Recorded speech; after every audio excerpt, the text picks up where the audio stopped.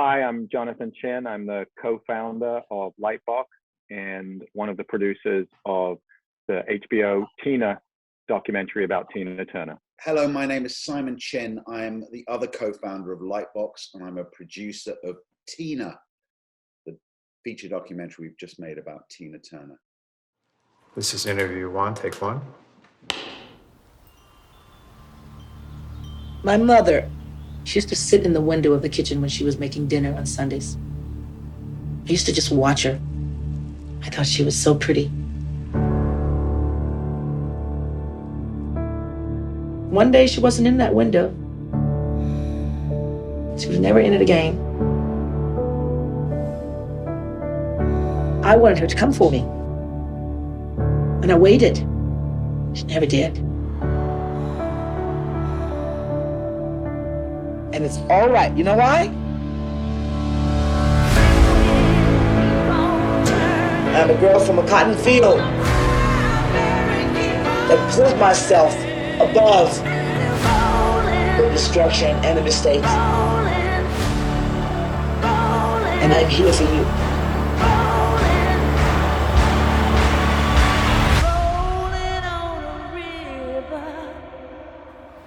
That is a trailer from the soon-to-be-released HBO original documentary, Tina. And this is Factual America. We're brought to you by Alamo Pictures, a London-based production company making documentaries about America for international audiences. Today we have an exciting episode as we discuss the life and career of the queen of rock and roll, Tina Turner. It is a privilege then to be joined by the Emmy-winning and Oscar-winning producers of the soon-to-be-released Tina Turner documentary, cousins Jonathan and Simon Chinn. Jonathan and Simon, welcome to Factual America. I am in LA. Thank you for having us. Everything's good. Looks like life is getting slowly back to normal, and we're excited for the film to come out at the end of the month. Okay, excellent. And Simon, how about you? You're in London? I am. I'm in London. This is the way we roll. We do our business by Zoom these days. Yeah. And I saw you had an article about working from home last, I think that came out in April or something, and got a lovely office, I will say. I need to get a home office like that one. So the film, as you've said, film's Tina, only needs one name. It's like a great Brazilian soccer player. She only needs to be known as Tina. Owen Gleiberman from Variety says, I went into Tina feeling like I knew this story in my bones, but the film kept opening my eyes to new insights, new tremors of empathy, and new appreciation for what a towering artist Tina Turner is. I don't think I could say it better myself. That's certainly my impressions. Premiered at Berlin International Film Festival on March 2nd. In the States, it's releasing on HBO and be streaming on HBO Max from March 27th. Drops March 28th in the UK on Sky Documentaries and Now TV, and also available on altitude.film. And for those of you not in North America and Britain, well, stay tuned. It will be coming out soon. And it will be coming out theatrically. Unfortunately, not here in the UK, not for a little while, but just stay tuned for that. I can imagine it would be amazing on the big screen. I've seen it on a 15-inch laptop, but it's and even there it was great. So also want to give a shout out to the directors, Daniel Lindsay and T.J. Martin. And so thanks again so much, Jonathan and Aaron, for coming to the podcast. It's an honor to have you. Congratulations on this finally being released. And my goodness, you guys have quite a filmography, but you must be pretty happy with this result. Yeah, absolutely. I mean, we're thrilled with the film. I mean, it was definitely these, as you may be aware, these feature docs, particularly the music ones, can sometimes be a real marathon. Yeah. You sort of start with a sort of dauntingly blank sheet of paper, and I guess in this one in particular, kind of the challenge or the daunting thing was that just simply this story has been told many times very well. Yeah. So what can we bring to it that will revitalize it, that will offer audiences something that they didn't know, that will frame it in a way that adds something to the narrative that people know. So yeah, I mean, it was definitely, that was the big challenge of this film. Okay. So I'm glad that you think we achieved that. Yeah, I definitely think you achieved it. You definitely pulled it off. I mean, we normally ask the people who come on to give a little synopsis of the film. It seems kind of funny to ask that question because we are talking about Tina Turner, but maybe just so for our listeners, and some won't be as familiar with of a certain generation and younger, maybe. Simon, we'll start off with you. What is this? What's this film about? Maybe give us a little synopsis. Yeah, of Tina. I mean, just following on from what I was saying, everyone knows the contours of the Tina Turner story. It's one of the great music stories, or stories of a performer of our times. It's fundamentally a story of survival, of transcending a difficult life, a really difficult life, and triumphing in the face of adversity. So we know that, right? But what makes, I think, this film a bit different is that we're sort of reckoning with something else, which is Tina Turner in the sort of twilight of her life, looking back on her life and coming to terms with her story and the way it's been received. And this is something that she's always struggled with. She actually told her story of abuse at the hands of Ike Turner in order not to be defined by it, far from it, but actually to get away from it. So ultimately the film is about Tina coming to terms with that story and that legacy. Yeah. And Jonathan, I think it's as Simon's already kind of is talking about, is that it's kind of hard to believe it's the first time the whole story has been told, isn't it? I mean, I think for some of us who've come up with a certain age, I mean, a story has become a myth, and I mean that in this one meaning of the word myth. It's just become legend. It's there, and yet for a lot of us, we didn't really know the whole story, did we? Yeah, I mean, I think a lot of us knew the tentpoles of the story, the kind of basic structure of her story. But I think what Dan and TJ are getting at with this film that was exciting to us, and hopefully will be exciting to audiences, is that they're not only interested in the details of the story, but they're also interested in the story of the story.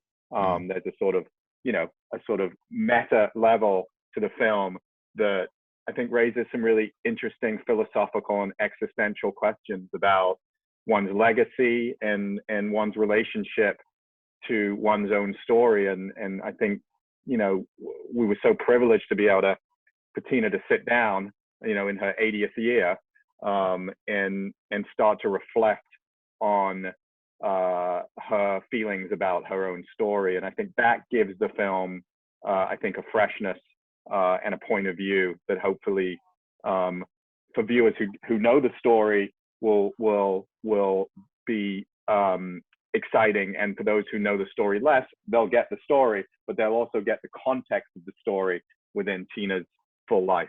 I'm not going to go into details of the plot of the film in the sense of we don't want to do spoiler alerts, and it's well worth. It's the quickest 2 hours I can remember, I must say. That's a compliment. I've had in a while. That's but Simon, what new insights does this film offer up?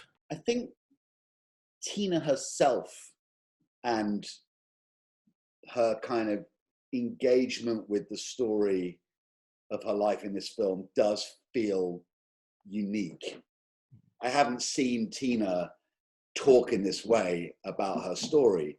And part of that is we interviewed Tina in 2018, right? So that was pretty much the first thing that we did. She didn't want to sit for a very long time. We totally got that. She was never going to be she was never going to sort of be telling her story in that form, in a sort of very granular way. But I think what actually Dan and TJ got to in that relatively short interview was a sort of the sweetness and the modesty and the dignity and the sort of kind of, I don't want to say ordinariness, because she's not ordinary, but the kind of the lack of airs and graces that actually Tina Turner has in abundance. And that I think will be surprising to people. She talks in a very sweet way about her relationship with with Irwin, her current husband. Yeah. Talks in a very forgiving way about Ike. Yeah. But also we have these tapes that we discovered, these research tapes. That one was the tape that the research interview that Kurt Loder did with Tina for their book, I, Tina. And the other was the research interview that the journalist who kind of broke the story of Tina's abuse for People magazine in the early 80s, Carl Arrington did. And those tapes also, I think, offer a very, very different side of Tina. They're sort of raw. They were never intended for publication. So it's a very sort of intimate, raw, quite not that far from the events she's talking about, quite emotional Tina that you're hearing. To me, that is the revelation of the film. It's Tina the person, in a way you've never heard her before. Well, I think it's something I was going to, ask you about, certainly as we as we continue with this conversation. But since you've raised it, I mean, this People magazine interview, this is a and these research tapes you mentioned, they should both get a narration credit, I guess. I mean, they're very interesting. And so there's this People magazine interview from '81. It looms large in her life, and it looms large in the film. And I guess, Jonathan, I mean, this was supposed to be once and for all, I tell the story and then I'm done with it.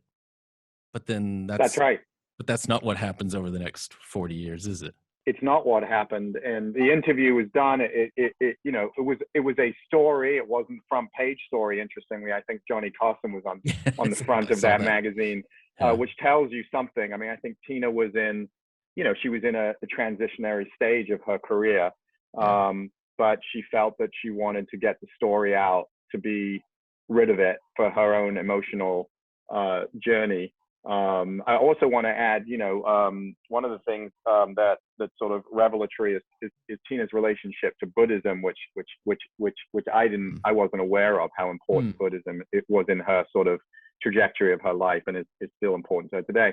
But going back to the People magazine article, yeah, she told the story for the very first time about her and Ike publicly as a attempt to sort of flush it out of her life in a sort of Buddhist way, and people really responded to the story, and it started the trajectory of it defining her bigger story. And from then there was, then she wrote the book with Kurt in order to sort of put more flesh on the bones and be done with it.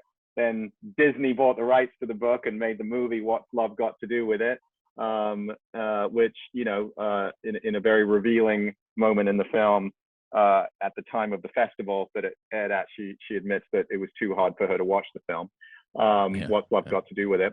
And then, of course, the musical in London and on Broadway. And in some ways, our film is the final chapter where she actually talks about all those other iterations of her story, and expresses for the first time, I think, to the public her feelings about her story. So in some ways, the documentary hopefully is the end of that story for her, and she can, as she says so beautifully, bow out gracefully. And has, as Simon said, sort of come to terms now with her story. And Simon, I mean, I think that's what struck me, for those of us sort of I was in high school when she hit it big in sort of the the 80s. It feels like once you get to sort of What's Love Got to Do with It, that's kind of where almost for many of us in the public, that's where the narrative ended. But as your film captures, and as Jonathan was talking about, there's so much more to it, and things that, I mean, there are some things in this. You said you didn't know about the Buddhist element. I do vaguely remember that, but I don't remember her being a cabaret singer, and struggling. That was amazing. 40-year-old single mom with 4 sons, no alimony, no child support, trying to make ends meet. That's amazing.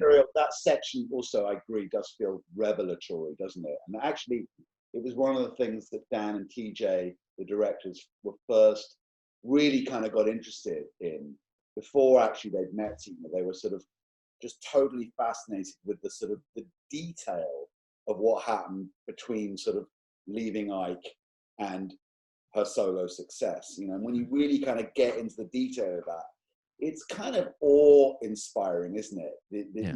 She had to start from scratch in such a sort of practical way, and sort of having had a real status in the music industry. To do that requires incredible humility to sort of go back to the bottom, as it were, and build yourself up from nothing. And just the actual dynamics of the emotional aspect of that is sort of, it's in a way the most inspiring thing about Tina. And I guess my observation about her is that she sort of never lost that. I mean, I think we found her as a person to deal with. She has a lot of humility, as well as a lot of, the kind of qualities that any star has. But she actually has a lot of humility about her. Yeah, because as you say, the humility, but yet being able to, even when she's, singing in some lounge, basically in San Francisco, knowing and not making a very good impression on her future manager, Roger Davies, at least in the first session, to have that vision to, most people would laugh at themselves if they came out with things like, I want to be filling football stadiums full of people and being the, leading woman of rock and roll, and I want to do this and that. And you're, as you say, nearly at the bottom. I mean, to know that you've got the talent and the ability to achieve that, and then to pursue it, it's quite amazing. Yeah. Well, also, especially in the face of the odds that were stacked against her. Let's not forget she was a black rock and roll singer without her partner at that stage, her creative partner, because she had run away from him. Not a young woman anymore. And I think the film does a great job of presenting the prejudices in the music industry and the higher echelons of the music industry at that time. Just put that on top of everything you just said in terms of, she probably shouldn't have succeeded on paper, but there is something about her, and certainly her relationship with Roger, which you mentioned, was key. I mean, Roger was key in helping Tina achieve her goal to be as big as the Rolling Stones. But at the time, it must have seemed like a kind of a crazy dream, based on the fact where she was and what she was going to be up against in the establishment. The other thing that I'm always struck by, when I watch the film is what an incredible trailblazer of a performer she was pre her solo success, with Ike, and that's in a way sort of, I guess, the other thing. It's not a revelation, but seeing the full trajectory of her career as a performer sort of laid out in this way is in some sense a revelation, because I guess I mean she was sort of building on that. She was building on something very innate, some real innate talent, and frankly a huge amount of self-belief.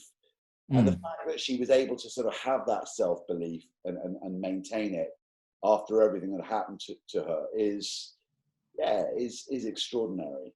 But she had it, and she never lost it. And I guess she also had something else, which was the willingness to graft, the willingness to do the work, She clearly has and had extraordinary coping mechanisms that others in her industry, who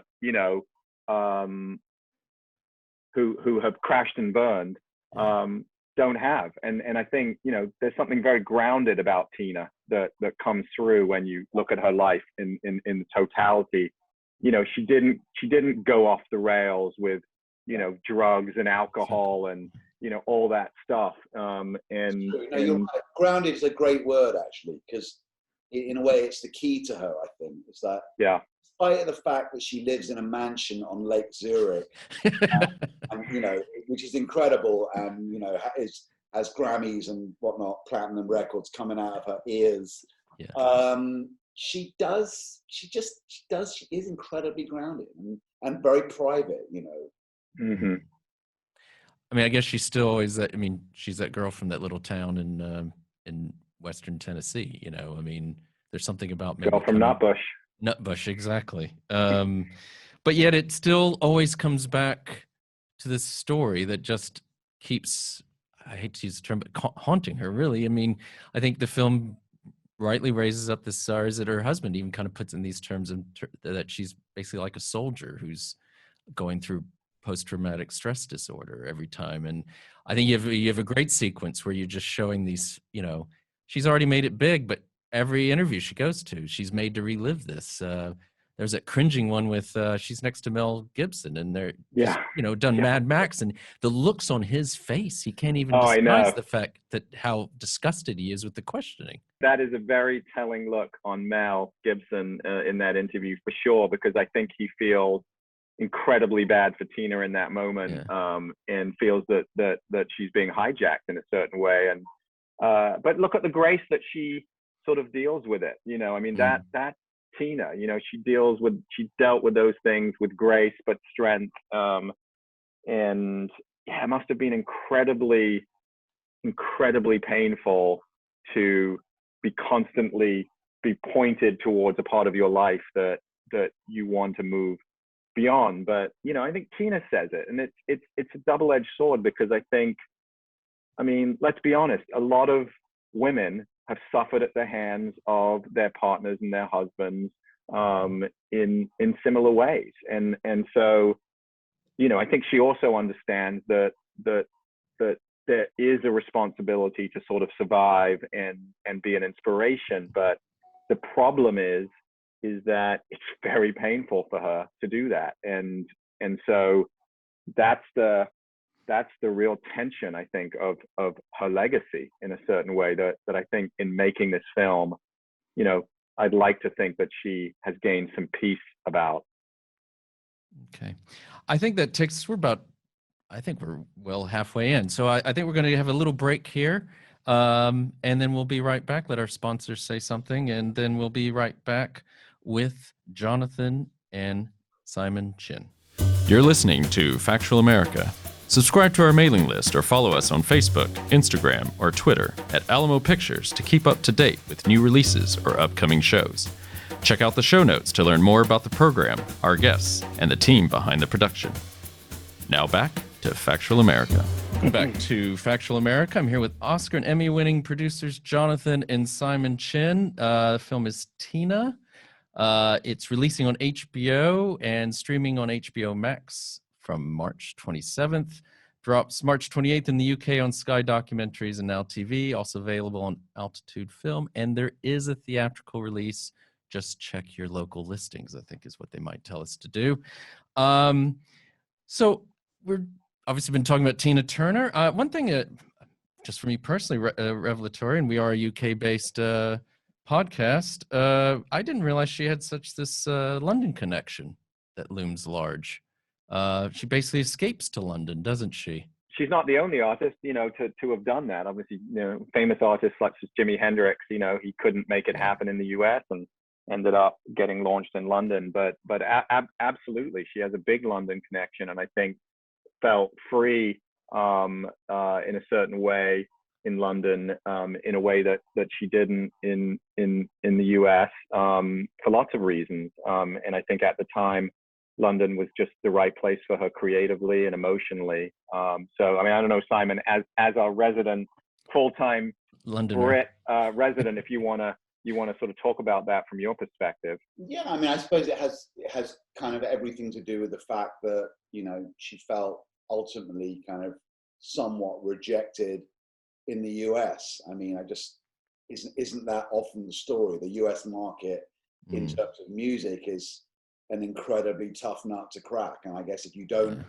conform, you know, if you don't sort of fit a particular category. Another film I made, I produced, was called Searching for Sugar Man, which you may be aware of. And Rodriguez had the same problem, right? He couldn't, he just didn't fit. You know, he was a man outside of his time, ahead of his time, actually. And Tina arguably was the same. So I think the UK market tends to be more, I don't know whether the word forgiving is quite the right word, maybe just a bit more adventurous, right? A bit more accommodating of people who don't fit neatly into boxes. At that time, I think that's true. I think that I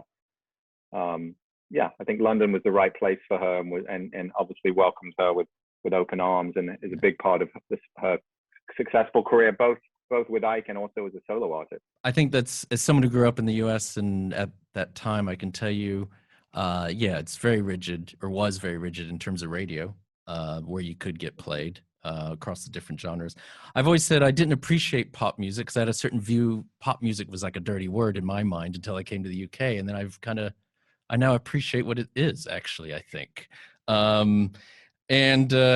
mean, you have that great sequence too with about River Deep, Mountain High, which has been playing in my head all day long, and talking about going from frying pan to the fire of Ike Turner to Phil Spector, but still, it's this amazing song, and it just flops as Kurt Loder. He's just, as I will agree with Kurt Loder, makes me ashamed of being American in that sense, that just didn't have an audience. I suppose actually there's that section where Ike is actually explaining, probably with a little bit of Schadenfreude, because it was sort of slightly marginalized in that recording, kicked out of the recording studio by Phil Spector, turns out, sort of describing why he felt, and analyzing why it didn't work. And I guess it's sort of more really what I'm saying, which is that fit into a box. And Tina, I mean, you described her as a pop artist, and yes, I guess that's how we remember her, but she was a black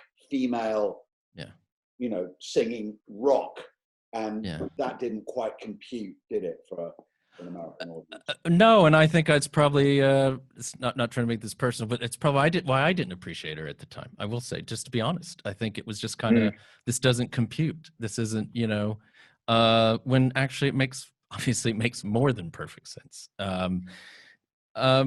I mean, if you don't mind, I think a great film. We could talk about Tina Turner all day. I highly recommend people watch this film when it comes out. But whose idea was this to make this film? Do you just wake up one day and think, hey, let's make a Tina Turner doc? I mean, how did this come about? Weirdly, a sort of opportunity that sort of presented itself, which is that I had actually met with the producer of the Tina musical, who's called Tally Pellman, at a dinner for a kind of mutual friend, and she called me up kind of out of the blue sometime after, asking whether we'd be interested in doing some short documentaries to sort of help them promote the musical, but she didn't want to feel too promotional.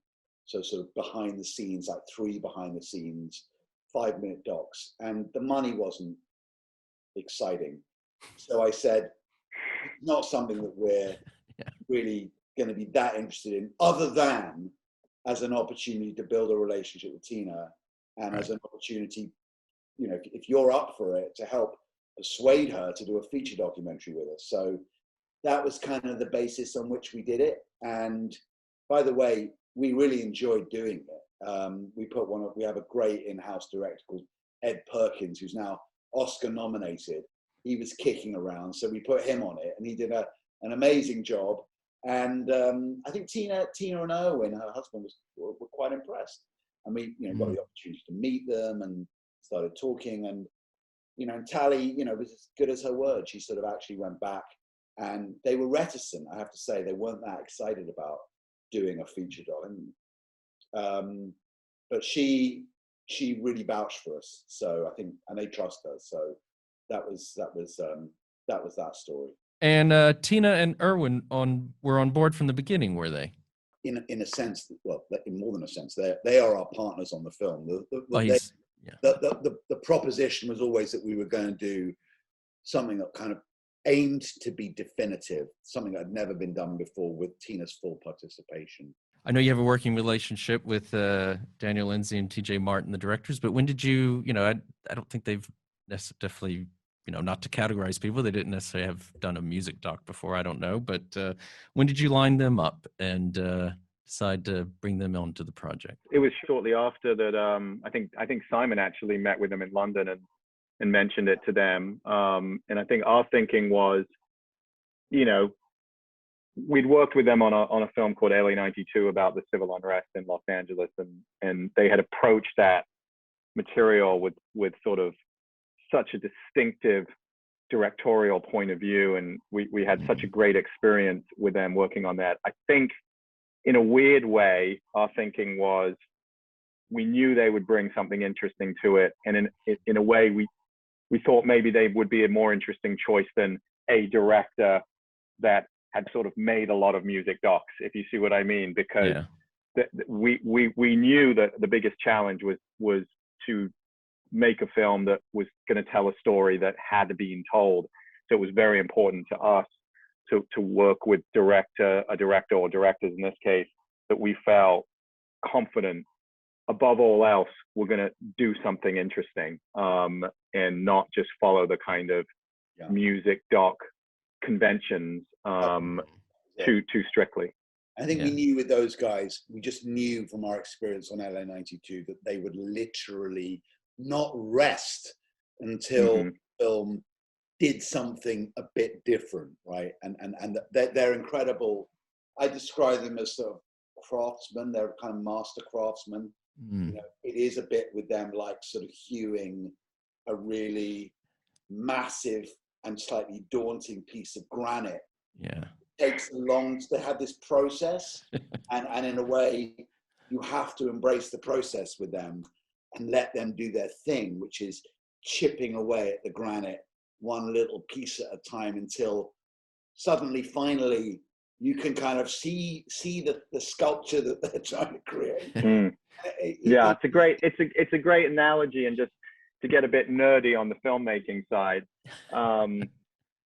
what Dan and TJ do now, that it's such a great analogy, Simon. What Dan and TJ do that very, very few directors do is that they actually chisel away at the back of the statue that nobody sees, because they need to do that as part of their process. If you walked around to the back door of the process, you would see something that was really well crafted, even though nobody's going to see it because they're so exhaustive in their process.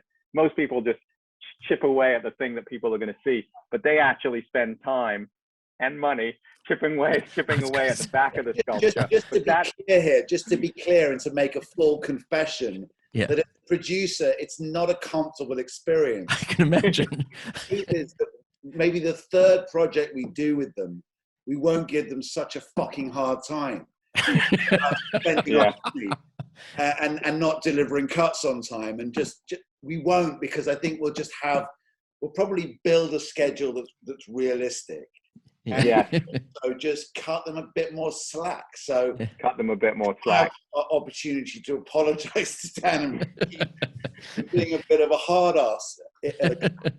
Well, just in case our listeners don't know, Dan and TJ you all won Emmys on LA 92, and we did. They've won an Oscar on Undefeated back in, I think, the film came out in 2011. So, they're remarkable filmmakers for the reasons that we've explained. That they leave no stone unturned, to the benefit of the film. So for those out there who want to work with Dan and TJ, just realize you're going to have budget for this, I think, and patience. And time. Yeah. Exactly. Yeah. But speaking of these, I mean, as you say, they're crafting the story. So how did they, I mean, it's, they could, as you said, they didn't do something cliche or traditional. I mean, they divide the film into these 5 parts and themes. Is that part of this creative process that you were watching happening? That's yeah. Look, I think the thing that their entry point, and I think any good director needs an entry point, which with any luck sort of becomes a vision. I'm not a great believer that documentary directors sort of walk in with a vision. They walk in with a a kernel that might kind of grow into a vision if you're lucky. And their little kind of kernel was this sort of observation when they met Tina. The first thing that she said to them was like, why do you want to do another, tell another story about me? I mean, it's like, hasn't this been done? It's like, I don't want to know, I don't, this kind of ambivalence. And I think there's a sort of paradox there, isn't there? There's sort of paradox of someone who's been defined by her story, but isn't comfortable with it. So we worked a lot on trying to sort of calibrate. I think we worked with them quite closely on trying to sort of calibrate that aspect of the film so that it felt like another layer, but it nonetheless felt organic to the film.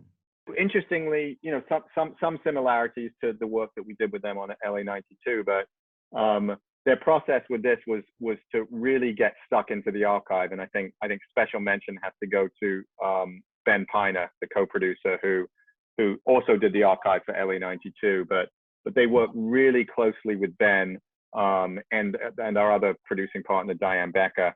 And they sort of started with the archive as their entry point. Their entry point in terms of filmmaking process, not necessarily their vision, but they watched hundreds of hours of Tina Turner throughout her life. And I think that grounded them in some way, but it also raised lots of questions for them because, one of the big challenges that they had that we all ended up having was, what do you leave in and what do you take out of her story? We're talking about 80 years.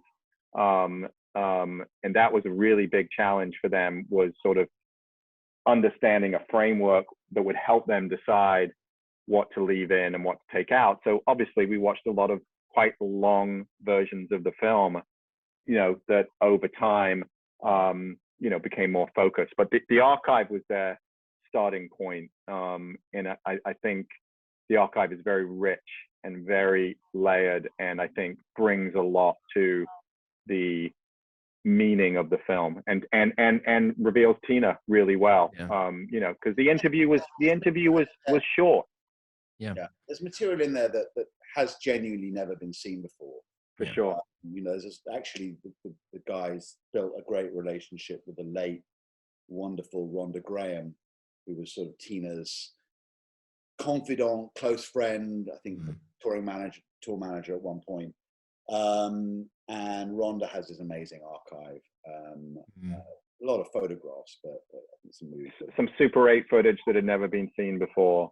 Amazing stuff. And there's stuff in there that we actually, I don't know if you noticed, but there's a kind of originally shot material, actually not originally shot by us, of inside Tina and Ike's house. And that was a bit of a discovery. That was a filmmaker that I think Jonathan came across, and I actually ended up meeting, who had who'd embarked on making a short film based on this house that he discovered had been acquired by, had been sold by Tina and Ike to a guy who basically not touched it. So completely intact, the furnishings, everything. And he discovered that this house was going to be demolished. He had 10 days to go in there and film it for posterity, and finally filmed it being demolished. So we had this unique footage in our film of that house, which you can see if you look at some of the old archive. You can actually see is exactly the same furnishing. I think when HBO first saw the footage, they asked us how we recreated it so exactly, and we said we didn't. It's the dentist that bought. That's the house the dentist bought, and he completely preserved it, which is, it's such a gift for filmmakers to be able to inhabit a historic space like that. And again, thank you to Flavio who filmed that footage and provided it to the film. It's a great aspect of Tina's life that was luckily preserved, now being demolished.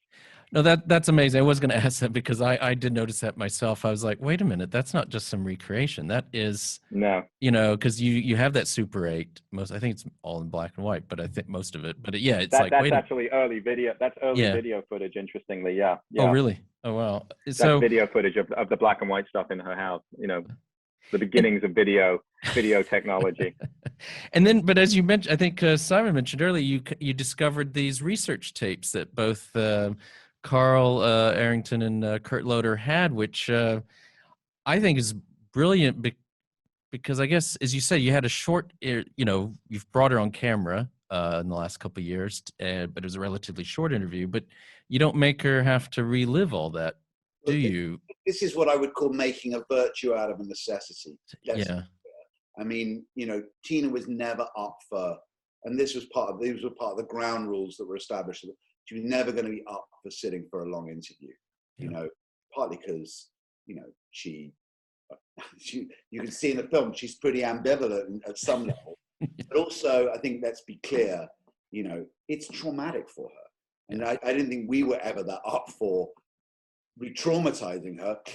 I don't want to do that. So then the question, the kind of big question was, how does Tina's voice, sort of, where does Tina's voice come from? So the search began at that point. I think we were aware that there were research interviews done for the Tina book. I believe Tina and Erwin told us about them. So that was an easy sort of pursuit, albeit that, we needed to persuade Kurt Loder. But the Carl Arrington, I think, tapes were more of a discovery.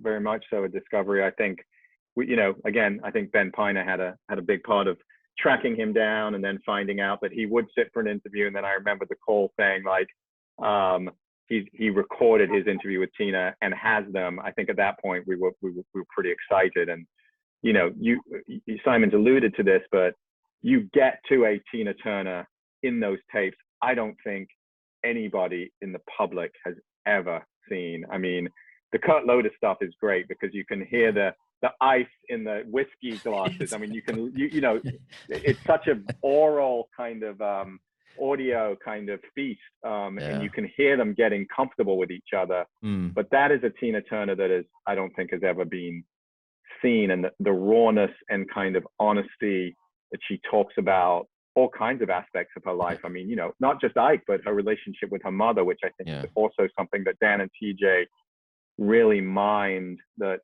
is known about, but I think that they found a place for that story about, Tina's very complicated relationship with her mother. But yeah, that Tina Turner, I don't think people in the public will ever see again. And I think this is the only example that we've seen of it, so candid and so honest. It's hard to believe we're starting to come to the end of our time together. I just want to ask you a few questions. We do a little segments as well where we talk more sort of career questions for aspiring filmmakers. But we just had a question. We're coming up on Oscars are coming out. And Simon, I was going to ask you, what does it take to make an Oscar-winning doc? But I think you would probably tell me that, well, there's loads of great docs that never even get nominated for, Oscars. So, I mean, and I'll direct this to both of you, but Simon first, what does it take to make a great doc, whether it's Oscar winning or not?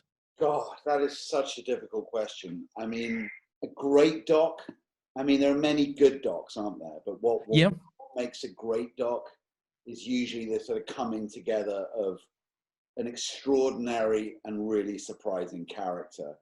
For my money, with an extraordinary and surprising narrative. That those two things are not in themselves enough. It's the sort of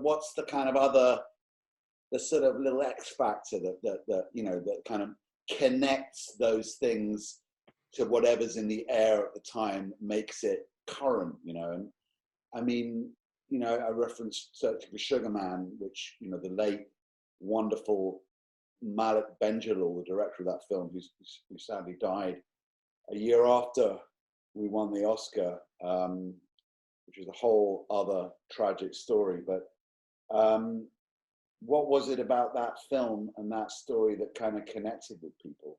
You know, I guess everyone has their theory, but I guess my sense is that we were sort of living through tough times. We were kind of coming out of a recession.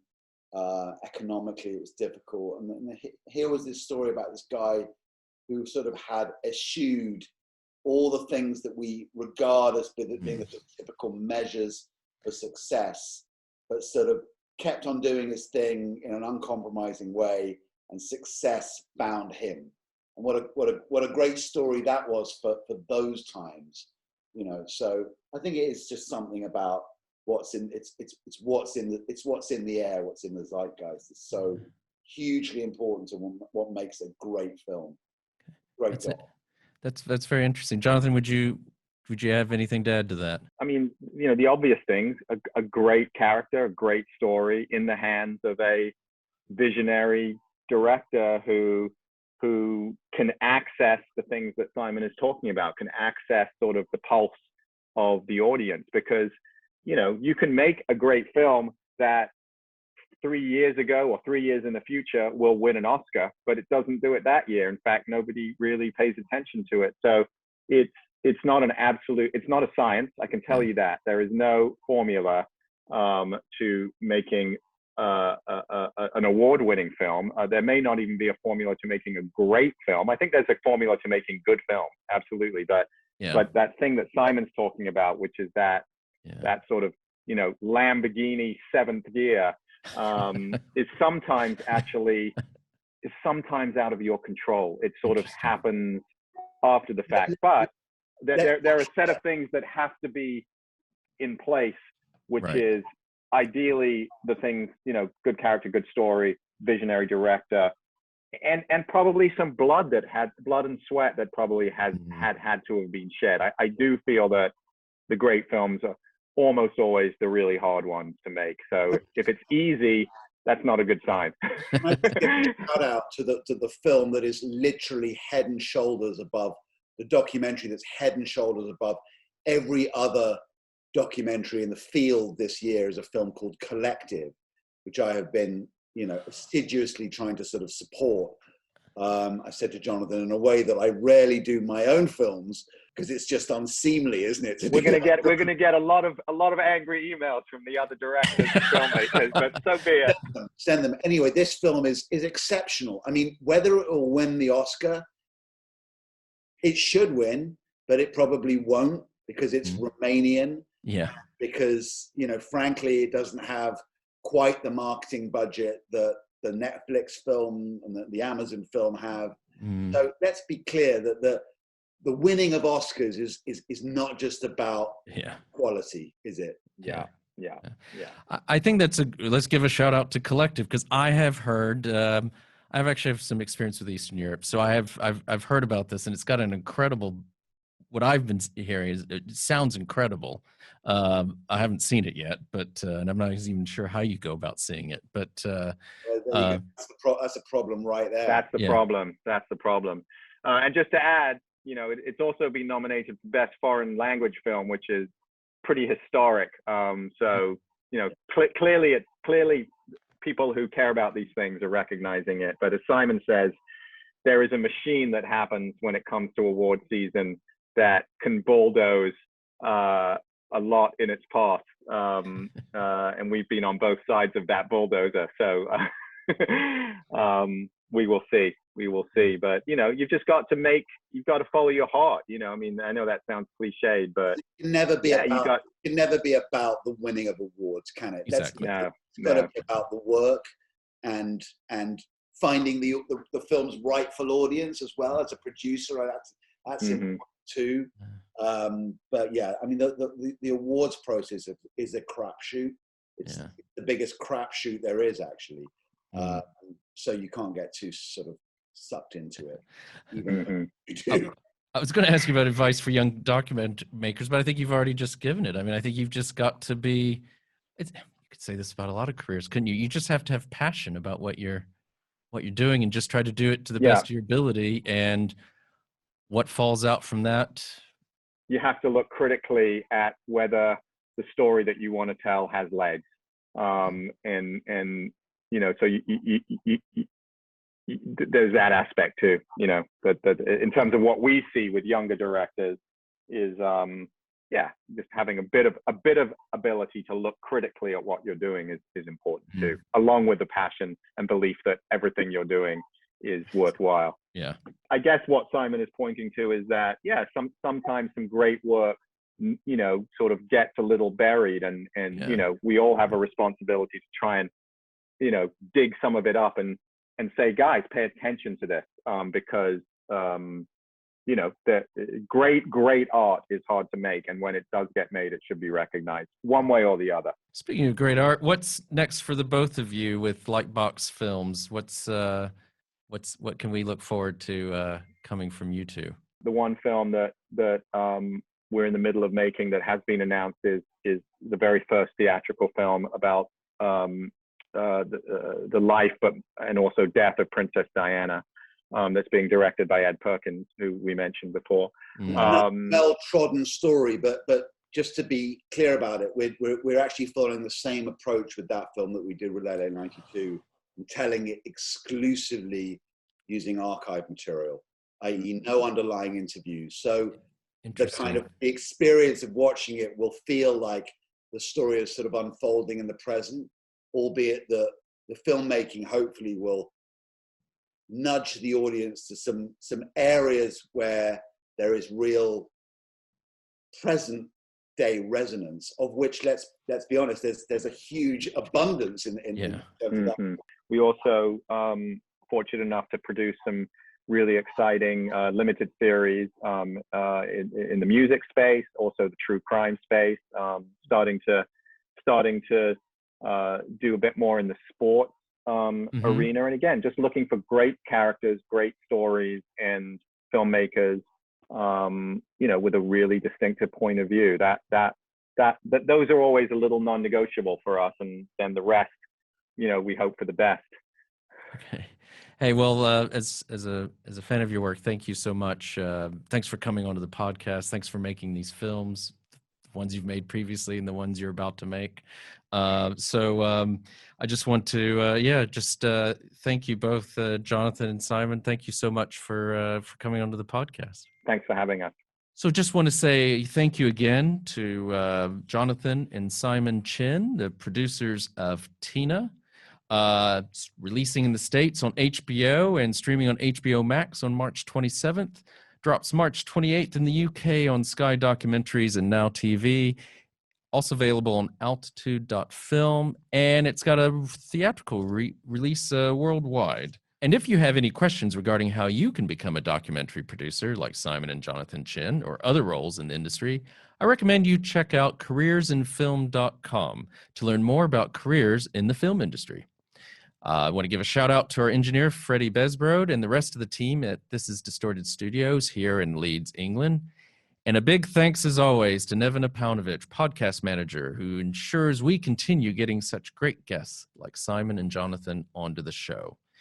And finally, a big thanks to our listeners. As always, we love to hear from you, so please keep sending us feedback and episode ideas, whether it is on YouTube, social media, or directly by email. And please remember to like us and share us with your friends and family, wherever you happen to listen or watch podcasts. This is Factual America, signing off. You've been listening to Factual America. This podcast is produced by Alamo Pictures, specializing in documentaries, television, and shorts about the USA for international audiences. Head on down to the show notes for more information about today's episode, our guests, and the team behind the podcast. Subscribe to our mailing list or follow us on Facebook, Instagram, and Twitter at Alamo Pictures. Be the first to hear about new productions, festivals showing our films, and to connect with our team. Our homepage is alamopictures.co.uk.